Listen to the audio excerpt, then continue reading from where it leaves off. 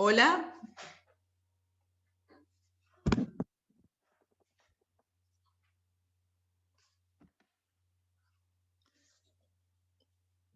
¿Están ahí?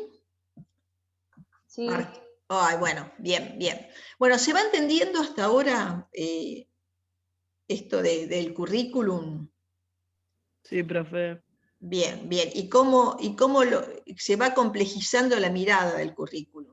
Y esto es importante, porque ustedes lo van a ver en el práctico 2. Les presentamos una escena pedagógica que fue, digamos, real, quizás ustedes escucharon, o porque salió en los medios hace unos años, una escena pedagógica en la que una profesora de geografía va a evaluar a una alumna, creo que estaba en los primeros años de secundaria, y se encuentra con que la alumna, ella no era la titular de la materia, sino que viene a ser un reemplazo, y se encuentra en la mesa de examen con una alumna proveniente de una comunidad boliviana, la familia es boliviana, ella trabaja su familia en el frutillar de Sierra de los Padres, o sea, actividades rurales.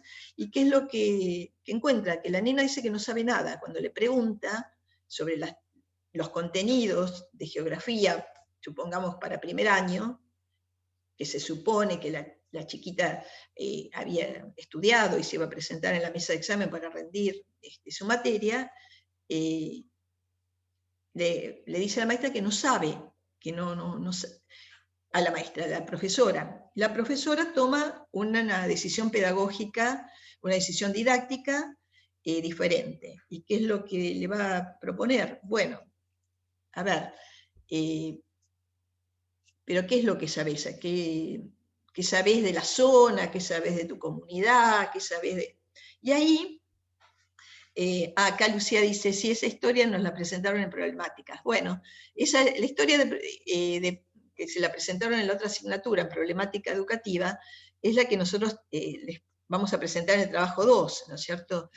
Porque es muy gráfica de los atravesamientos sociales, culturales, las expectativas que tiene la escuela sobre los conocimientos de los alumnos, de la forma de aprender, de los tiempos de aprendizaje, que a veces suelen ignorar o pasar por alto estas cuestiones. Entonces, sobre esto es lo que vamos a querer nosotros que reflexionen en el trabajo práctico 2.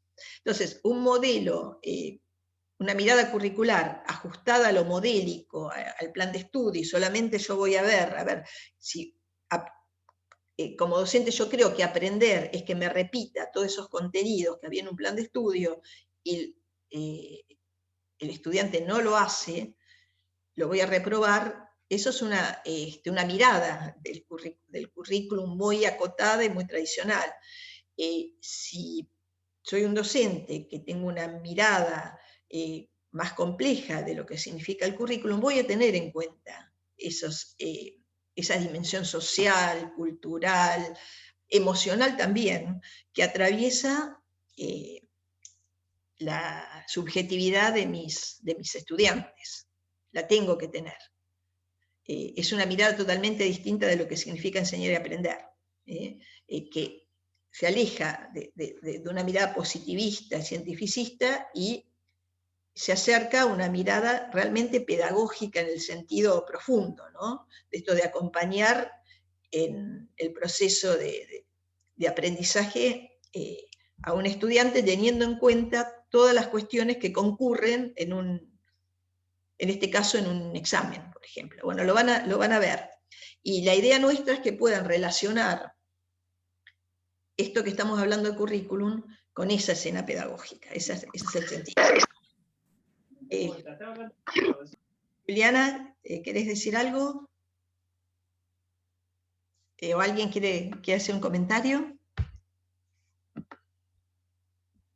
Porque, y esto lo digo antes de que avancemos con lo sociológico, en un aula, y lo vamos a pensar desde el contexto áulico, suceden muchísimas cosas. Imaginen que ustedes son profesoras, profesores de un grupo de, no sé, 20 chicos, 30. Cada uno de ellos trae una historia particular. trae una historia emocional particular, una historia cultural, una historia que esto es lo que Bourdieu también nos va a hacer ver, ¿no? Advertir, ¿no? Esto de los capitales culturales. Hay chicos que a lo mejor su socialización primaria en su familia fue rodeada de libros, rodeada de posibilidades de ir a ver títeres, de saber qué es un teatro, de, no sé, escuchar música de cierta calidad. Y hay chicos que no, que vienen con otra historia donde no ha habido libros en su casa, donde por ahí los papás son analfabetos, o por ahí los papás no les interesa. Sin ser analfabetos no es, digamos, los bienes culturales algo que los convoque, sino que los convoca otros intereses. Bueno, todo eso concurre en el aula. Fíjense que el aula es un espacio poblado de diversidades. Y eso el docente lo tiene que saber. Y además los docentes también somos diversos, ¿no? Tenemos nuestras propias historias, nuestros propios prejuicios, nuestras propias miradas del otro, de lo que esperamos o de lo que entendemos de enseñar y de lo que es aprender. Bueno, todas estas cosas concurren. Miren qué complejo que es todo. Y eso es lo que nos vienen a decir los sociólogos. Las complejidades que atraviesan la vida áulica, la vida escolar, ¿no? Que deben considerarse. ¿Ustedes cómo lo ven eso? Su experiencia como estudiantes lo han vivido, ¿no es cierto? Han tenido compañeros que sabían, o compañeras que sabían que a lo mejor estaban atravesando cuestiones complicadas en la familia, o cuestiones económicas que les dificultaban poder acceder a comprarse una fotocopia. Fíjense ahora con la pandemia, ¿no? Que los docentes hemos tenido que repensar mucho la oferta educativa, porque sabemos que hay situaciones socioeconómicas y no solamente digamos a nivel medio y primario, sino que en la universidad, de gente que no puede acceder a la conectividad, que no tienen datos para conectarse, porque la familia no tienen las posibilidades o ellos mismos no tienen trabajo para poder acceder a la compra de datos. Bueno, todas esas cosas es, digamos, interpretar el currículo en su complejidad. Porque si seguimos con una mirada desde la academia, de que bueno, el que pueda, que lo haga, el que no pueda, bueno, que se quede en el camino, también es una mirada política, que hay quienes pueden y quienes no pueden acceder a la universidad. Sabemos que es difícil y que todavía no todos pueden, ojalá todos pudieran, pero los que van llegando, que se queden, que no sea, digamos, por ciertas prácticas expulsivas de la universidad, que queden afuera, ¿no es cierto? No sé, esto como para entrar un poquito en el tema que ahora vamos a profundizar. No sé si quieren comentar algo al respecto. Sí, como una mirada más humanista, creo yo, que es a lo que se refiere, que debería de ser así en cada ámbito, pero lamentablemente no lo es, y que la universidad en la que estamos, gracias al cielo, que nos brinde ese espacio de comunicación, de poder charlarlo, de ponerle, yo tengo amigues en otras universidades en las que cuando yo les contaba que ponerle acá en Humanidades tenemos la posibilidad de, bueno, de no tener que conectarnos sincrónicamente porque, bueno, quizás hay una familia que tienen muchos que se tienen que conectar a la misma hora y necesitan la computadora y tienen solo una, o problemas de conectividad, o no tienen wifi y solo datos, y que se contemple todo eso, y en las otras decía, no, acá no tenemos nada de eso, es como, o mínimo ponerle lo del parcial de 72 horas, porque justamente quizás en el momento en el que se necesitaba hacer, justo no tenés una computadora, o se te rompió, o no estás, o estás trabajando. Creo que se contemple todo eso está muy bueno, lo hace muy humano y hace que se cree una relación entre profe y alumne que la verdad que yo la valoro mucho porque te consideran desde un punto que quizás en otros lugares no lo harían y te ven como una persona humana a la cual le atraviesan cambios constantemente y que se necesita tomar cuenta de eso, no pasarlo por alto como si simplemente fueses un robot al que solamente hay que transmitirle un conocimiento. Preocuparte por enseñarle de manera que entienda el conocimiento y aparte lo entiendas como humano. Esa es mi opinión. Bueno, Lucía, en tu comentario creo que sintetizás mucho de lo que queremos hoy entender, o queremos, digamos, presentar como nuevas miradas del currículum también, ¿no es cierto? Estas cuestiones que atraviesan la vida de los estudiantes y de los docentes. Y esto también es un posicionamiento político, porque cuando Bourdieu nos habla de política, que trae a colación sus postulados, lo que es el poder, y cómo juega el poder en las instituciones, en la concepción del currículum, en la concepción del que tengo adelante, de esto está hablando, ¿no? Justamente de cómo circula el poder y cómo circula, digamos, en la cultura hegemónica, esto de quién merece estar, quién no merece estar, y cómo de alguna manera se van desarrollando circuitos de exclusión en las instituciones donde algunos pueden quedar y otros no van a quedar. Y esto es una mirada política de la educación, que está todo el tiempo presente, aunque no nos demos cuenta. Las cuestiones políticas atraviesan las prácticas educativas todo el tiempo, porque también tenemos que empezar a pensar esto de la política desde un concepto más complejo.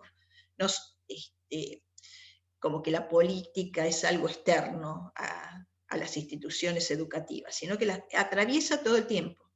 Y también el currículum también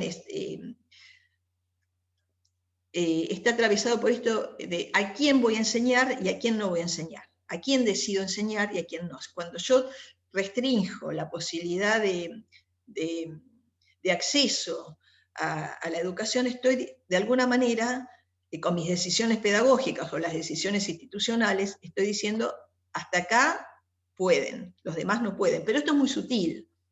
Esto no se dice explícitamente, es justamente lo que nos va a traer los sociólogos, ¿no? Los mecanismos de exclusión sutiles que van circulando a través de las prácticas educativas. Y cuando digo prácticas, no solamente las áulicas, sino las prácticas institucionales, un poco lo que decía Lucía, si desde una institución, desde una facultad se dice, no, solamente se va a aceptar encuentros sincrónicos, el que no pueda estar, bueno, no podrá estar y no podrá seguir. Bueno, eso es una decisión política.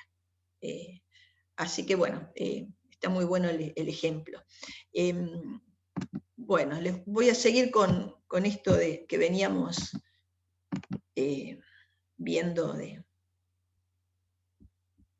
de cómo el currículum se va complejizando. Bueno, y acá aparecen los famosos sociólogos, que son tan interesantes, porque uno se enamora de ellos, les va a pasar, ¿no? Porque realmente son, digamos, postulados que te abren la cabeza, porque empezás a ver, bueno, es verdad lo del poder, cómo se replica. Ellos, ¿qué dicen? En los años 60 aparecen estudios en Inglaterra y en Estados Unidos que empiezan a cuestionar el papel disciplinador de las instituciones escolares. Y ¿qué dicen? Que sirven a objetivos conservadores, que nada cambie en la sociedad, que nada puede ser, que es mentira esto de que la educación es la posibilidad, la que hace posible la movilidad ascendente, sino que dice que no, que la escuela y las instituciones escolares reproducen las formas de dominación y de desigualdad que priman en las sociedades capitalistas. Esto es lo que van a decir. Están muy influenciados también por las teorías marxistas y esta cuestión de crítica a la sociedad. Es muy interesante porque sí, van a traer elementos que a uno le hacen pensar. Que esto no quiere decir que porque esto tuvo mucha también impregnancia y la sigue teniendo en esto de la crítica a la escuela, ¿no? Como que es una institución reproductora de la injusticia y que no da salida. Bueno, eso después vamos a verlo y lo vamos a discutir si están así. Pero por lo menos ahora estamos en un momento, cuando analizamos a estos autores, que son críticos. Ellos forman parte de lo que después se llamó la pedagogía crítica. ¿Qué es? ¿Qué es la pedagogía que pone en cuestión lo instituido? Bueno, El currículum como plan de estudio es un modelo conservador. No toma en cuenta los determinantes sociales. ¿Qué es lo que hace? Excluye y reproduce la injusticia social, de una manera muy sutil, porque sus mecanismos de exclusión son sutiles. Nadie va a decir que está mal, digamos, que la escuela te va a perjudicar, pero de alguna manera lo que ellos dicen, que las prácticas escolares y cómo está armada la institución escolar es un aparato ideológico que está en función de la reproducción de la injusticia. No sé si algunos de ustedes vieron la película de Wall, que fue una película muy vieja, pero que tuvo mucho impacto por los años 70, inglesa, que muestra, hay una escena que muestra la escuela como una máquina de hacer chorizos, ¿no? Donde entran digamos, los chicos por un lado y salen formateados como quiere la sociedad, como quiere la escuela. Es muy, muy interesante por ahí la imagen, porque de alguna manera expresa esta crítica, ¿no? a la escuela, o a la institución escolar, o al sistema educativo. Entonces, ¿qué nos dice? Acá hay que tener en cuenta otros factores, acá tenemos que empezar a hablar de poder, acá tenemos que hablar de los mecanismos de reproducción de la injusticia que se dan en la escuela o en las instituciones educativas, y de los circuitos de exclusión, que a veces son invisibles, pero que están. Un poco lo que decía recién Lucía con ese ejemplo, un circuito de exclusión puede ser ese. Yo, como institución, como facultad, acuerdo que no puede haber encuentros que no sean sincrónicos. Ahí estoy armando, ahí se va conformando un circuito de exclusión, porque algunos harán el esfuerzo de estar, otros el trabajo no se los permite, las posibilidades, digamos, de acceso a la tecnología en la casa no permiten que la disponibilidad para que yo pueda conectarme y pueda hacer una cursada sincrónica. Ahí se va armando un circuito de exclusión, que es invisible porque nadie, digamos, no está explicitado, pero implícitamente está. ¿Se entiende eso? ¿Cómo estos circuitos de exclusión son ocultos? Se van dando, digamos, con las prácticas, no están escritos, no está escrito, bueno, yo como institución educativa voy a dejar afuera a los que no pueden. No, eso no va a estar escrito. Pero en la práctica se dan ciertas situaciones que excluyen. Y nos van a hablar del capital cultural, y cómo el capital cultural va a favorecer o a entorpecer el trayecto educativo. Voy a ser muy burdo y muy simple. Tengo un estudiante, tengo un alumno que tiene un capital cultural que está representado por haber nacido en una familia letrada, con libros, a lo mejor sus padres son profesionales, lo han podido ayudar en la escuela, cuando iba a la primaria, los han rodeado de experiencias culturales, como yo les decía, pudieron ver cine, buen cine, escuchar música. Eso les da un plus a ese chico, que el punto de partida no va a ser el mismo de un chico que tuvo posibilidades de capital cultural mucho más restringidas. Entonces, el punto de partida en las instituciones escolares y educativas van a ser muy diferentes, y no es el mismo. Entonces, esto también desbarata de alguna manera esta idea de la meritocracia, ¿no? Que por tu esfuerzo vos vas a lograr superar absolutamente todas tus condicionantes sociales. Esto es lo que vienen a decir estos sociólogos, ¿no? Entonces, ¿qué? Esto también pone interpela a la idea de la escuela como el templo del saber, ¿no? Que era una idea muy, muy de la modernidad, la escuela como templo del saber, como instrumento civilizatorio. ¿Qué va a decir? Es una institución que reproduce la injusticia. Cortémosla con lo del templo del saber y con toda la sacralización de la escuela. La escuela reproduce las diferencias sociales, no va a hacer que se superen, va a hacer que se reproduzcan. Bueno, son ideas muy, muy fuertes.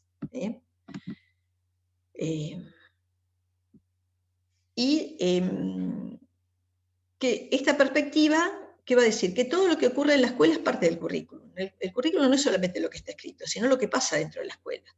Lo que pasa adentro del aula. Lo que pasa, digamos, currículum también está conformado por el edificio escolar, no es lo mismo estar, digamos, transitando una clase muerto de frío y de hambre, porque no pudiste comer a la noche anterior, porque no había comida en tu casa, y en una escuela que además hace frío porque no hay calefacción, que una escuela donde tenés las comodidades de tener, estar calentito, haber comido la noche anterior, bueno, esto lo empieza a decir estos autores, Bourdieu lo empieza a decir, que el currículum también es el edificio escolar, el currículum también son las condiciones de vida de los chicos, que eso tiene que estar conformando cómo pensamos el currículum y qué diseño vamos a hacer, teniendo en cuenta estas cuestiones de la comunidad en la que vamos a dar clase, en la comunidad con la que vamos a trabajar.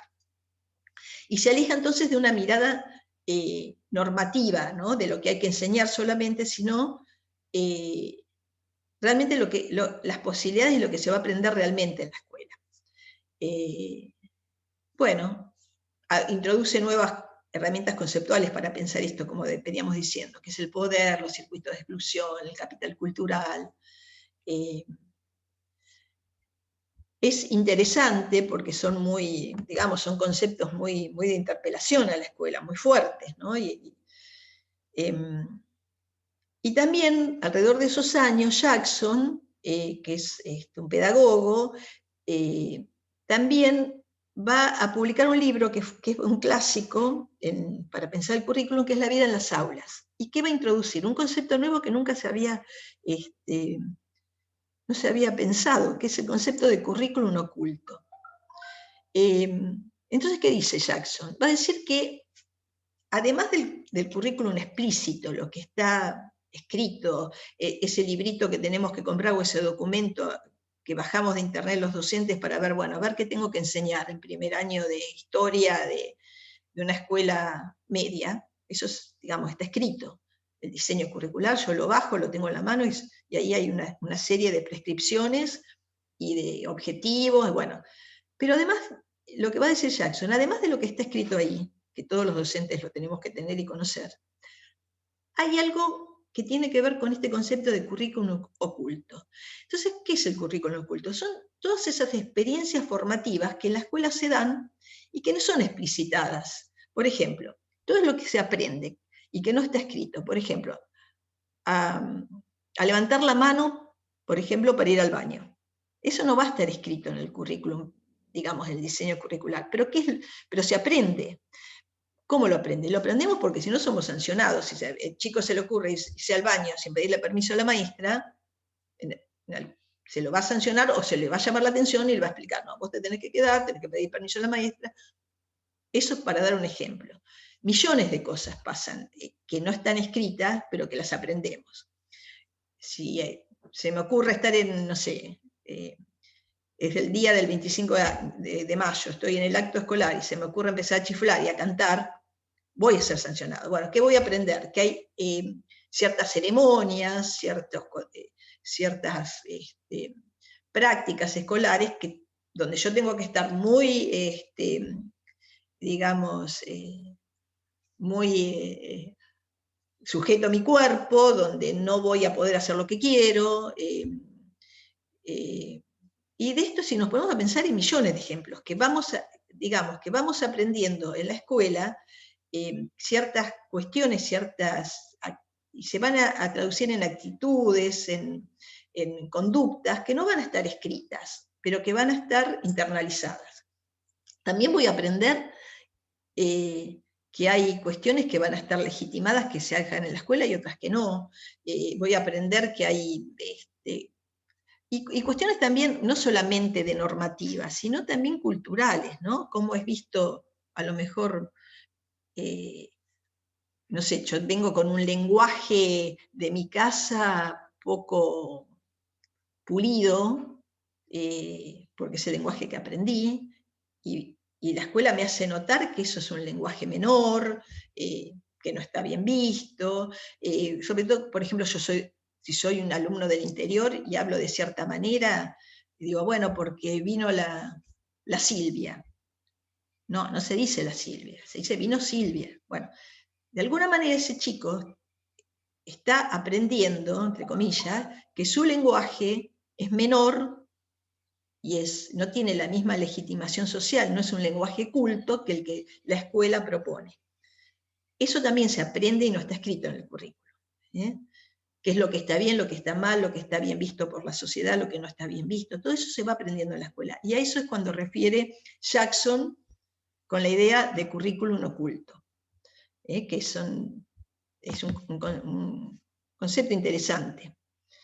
Y digamos, y volvemos un poco a que el currículum es un proceso donde implícitamente hay muchas prácticas, no solamente diseñar los contenidos o seleccionarlos, sino que son diseñarlos, organizarlos, transmitirlos, evaluarlos. Es una mirada más compleja del currículum, como proceso. Esto es la gran diferencia entre la mirada tradicional también del currículum como un modelo escrito que los docentes tienen que ejecutar, que la mirada procesual del currículum, donde hay distintas acciones que se dan a lo largo del tiempo, que es seleccionar los contenidos, organizarlos, transmitirlos, evaluarlos. Y teniendo, por supuesto, presente también estas cuestiones sociales y políticas que atraviesan el currículum. Esta es una mirada mucho más compleja. Bueno, también a partir del concepto de currículum oculto aparecen otras formas digamos, otras formas en las que puede aparecer el currículum, otras modalidades conceptuales. Por ejemplo, el currículum escrito es el currículum oficial, el que vamos a bajar de internet, bueno, antes lo comprábamos en las librerías, pero bajamos de internet cuál es el diseño curricular para dar inglés en segundo año de secundaria para la provincia de Buenos Aires. Bueno, bajo el diseño, ese es el currículum escrito, es el oficial, es el explícito. El currículum, bueno, oculto ya lo estuvimos conversando, es lo que nos trae Jackson. El currículum prescripto, ¿de qué manera los docentes vamos recibiendo ese currículum? ¿No? A través de bueno, por supuesto del papel escrito, pero lo que nos va a decir la directora, lo que nos van a decir los niveles de inspección. El currículum moldeado, lo que vamos a hacer nosotros con ese currículum, porque nunca el currículum se va a plasmar tal cual está escrito, siempre va a haber variaciones. Entonces ese va a ser el currículum moldeado. Yo tengo el currículum y yo lo voy a moldear, lo voy a adaptar según las normas, no solamente del papel escrito, sino las normas institucionales, porque cada escuela tiene su cultura institucional. Así que voy a hacer algo que tiene que ver con el cambio, con moldear, ¿no es cierto?, el currículum escrito, el currículum oficial. El currículum en acción es lo que se enseña realmente. No siempre, no estamos enseñando todo lo que el currículum nos propone. Vamos a hacer un recorte según el perfil de nuestros alumnos, según el perfil de la escuela, el perfil de la comunidad. Hago un recorte, y ese va a ser el currículum en acción, lo que realmente pasa. Otro concepto es el currículum nulo ausente. ¿A qué refiere esto? A conocimientos que no se van a dar, porque todos los docentes hacemos un recorte, no vamos a dar todo lo que plantea el currículum prescripto. Seguramente le vamos a poner acento a aquellos contenidos que a nosotros nos parecen más relevantes, porque tienen que ver con nuestra forma de ver la vida, con nuestra forma de ver la educación, con los que nos parecen más importantes, y quizás dejamos de lado otros. Y a eso se refiere con el currículum nulo ausente. Eso pasa mucho con los temas políticos. Más allá de que el currículum,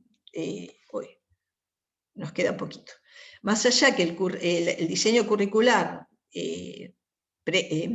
digamos, vigente para la provincia de Buenos Aires, nos va a hablar, por ejemplo, por un tema de historia, que hablemos de peronismo o hablemos de, no sé, de la dictadura militar, hay docentes que no van a hablar de la dictadura militar, y si hablan de la dictadura militar, quizás obvian algunas cuestiones, o las excluyen, por prejuicio, por miedo, por posicionamiento ideológico. Ese es el currículum nulo, lo que nosotros dejamos afuera, lo que no vamos a presentar. ¿Sí? Es importante tener conciencia de eso, porque cuántas veces como estudiantes dijimos, uy, al final pasé por historia y no vimos dictadura, o la vimos muy por arriba, a mí me hubiera gustado saber más de la dictadura. Bueno, ahí hubo una decisión didáctica, atravesada por lo ideológico, como siempre están las decisiones, que obvió hablar de dictadura militar. Ahí en eso estamos refiriéndonos cuando hablamos del currículum ausente o nulo. Y el currículum situado, contextualizado, que es justamente ese currículum que vamos a pensarlo en contexto, en qué población estamos, en qué comunidad, un poco lo que nos va a proponer pensar la historia esta de la escena en Sierra de los Padres, que trae el trabajo práctico 2. Bueno, no me voy a detener en esto, nos queda poquito tiempo, yo sabía que nos iba a quedar poco, pero vamos a seguirla en la próxima clase, pero yo lo que les quería un poquito más ahondar con la propuesta de Bourdieu, ¿no es cierto? Que algo habíamos avanzado, pero en realidad nos queda mucho más hablar. Bourdieu es un sociólogo francés, ¿sí? Que, como ya les decía, trae conceptos novedosos que nos van a hacer pensar muchísimo, que nos van a interpelar, y que los vamos a tener que tener presentes siempre, aunque esto es importante, que lo tengamos presente, que ellos no fueron los sociólogos pedagogos, o sea que no traen soluciones pedagógicas, ellos describen hechos, observan hechos, pero no traen, digamos, propuestas pedagógicas. Por eso no esperemos de los sociólogos que a los docentes, a los profesores nos traigan algún aporte, digamos, práctico de cómo cambiar esa realidad. Lo que nos van a ilustrar de que veamos, ¿no? Que veamos las cuestiones que suceden, pero no nos van a proponer soluciones, cosa que después otros pedagogos se van a meter más tarde con esto. Bueno, acá lo tenemos, más joven y más viejo. Falleció en el año 2002 y es uno de los intelectuales más destacados contemporáneos, ¿no? La verdad que sus conceptos son muy movilizadores. Bueno, lo que dice también Bourdieu, que es importante que nos demos cuenta, es que el currículum nunca es neutro, como yo les decía, porque hay profesores que le ponen acento, o ustedes mismos van a ser profesores que van a focalizar en algo y no van a focalizar en otras cuestiones. Porque nunca es neutro, siempre está atravesado por posiciones ideológicas, por posiciones, cómo miremos el mundo, la sociedad, a nuestros alumnos, y los diseños curriculares también están atravesados por eso. El diseño, no es el mismo el diseño curricular digamos, de los 90 con diseñado en el gobierno de Menem en un contexto neoliberal, que el diseño que nos va a presentar la Ley Nacional de Educación, que fue otro momento histórico y adhería a otro modelo social y económico. O sea, que está atravesado por cuestiones políticas y sociales. Así que nunca pensemos que es neutro. Eso es una mentira. Siempre está atravesado por estas cuestiones. Para Bourdieu, dice, en la visión tradicional la escuela, como decíamos, es el templo del saber, no está atravesado por cuestiones sociales ni políticas. Lo que nos viene a traer esta nueva conceptualización es que la escuela está atravesada por el poder, por cuestiones de poder, y que los conflictos sociales también la abarcan. Y bueno, por eso es tan revolucionario todo lo que nos traen los sociólogos. Y habla de un concepto, para poder entender esto, que habla de la violencia simbólica. No sé ustedes si ya han escuchado el concepto de violencia simbólica, porque se usa mucho, ¿no es cierto?, cuando hablamos de violencias institucionales, o de violencias que no son violencias, digamos, no te están pegando, no te están insultando, no te están, digamos, desde lo físico, desde lo psicológico, violentando, sino que hay una violencia que es más sutil, y son violencias que tienen que ver también con lo social, y que tienen que ver con la división de clases. Por eso Bourdieu toma muchos elementos del marxismo.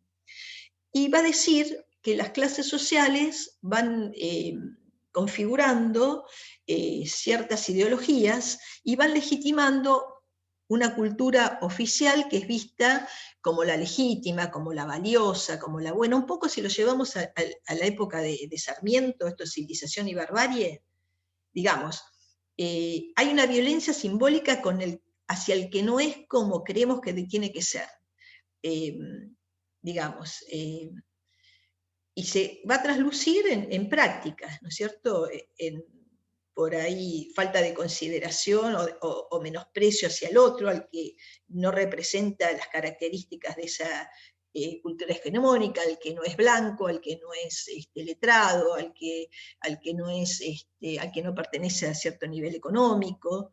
Todo esto se juega todos los días en la sociedad, y todos de alguna manera, no de alguna manera, lo vivenciamos, quizás de manera consciente o inconsciente, esto todo el tiempo se está jugando. ¿Y qué va a decir? De alguna manera esa violencia simbólica va a penetrar también en la escuela, en prácticas. De pronto, no sé, llegó un chico, no sé, con las uñas sucias, por decir un ejemplo, con mal olor, quizás no se le dice, qué feo olor tenés, o sos sucio, pero de alguna manera se va construyendo de alguna manera unas reacciones que legitiman ese poder que hay en la escuela para decir lo que está bien y lo que está mal, porque la escuela no es más que el reflejo, dicen los sociólogos, reproductivista de lo que pasa en la sociedad. Y esto no quiere decir que la escuela no tiene que hacer nada si el nene viene sucio, además eso es toda una cuestión para después conversarla en la manera en la que se debe trabajar estas cuestiones, pero lo traje como ejemplo porque se me ocurrió recién. Entonces, va a decir Bourdieu, existe una cultura oficial que tiene prestigio, que es indiscutible, porque es así, nadie va a poner en cuestión lo que la cultura oficial da como válido, y Bourdieu pone el ojo, focaliza en lo que hace la escuela con esto, ¿no? Y aparecen distintos mecanismos en la escuela para dar legitimidad a eso, pero de una forma sutil, una forma oculta. A veces, cuando aparecen estos chicos que no pueden aprender, o que por ahí van más lentos que el grupo, aparece uno de los mecanismos que la institución escolar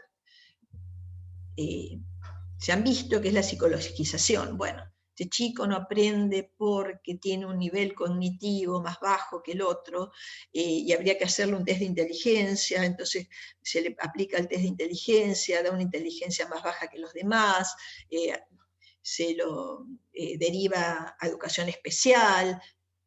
No se complejiza la situación de ese niño que a lo mejor está mal alimentado, a lo mejor está con un trauma emocional porque escuchó tiroteos en el barrio la noche anterior. Bueno, sobre todo en la época en que él formula Bourdieu estas cuestiones, también había un fuerte ingreso de lo científico en la escuela con las mediciones de la inteligencia, que es todo un capítulo para conversar, ¿no?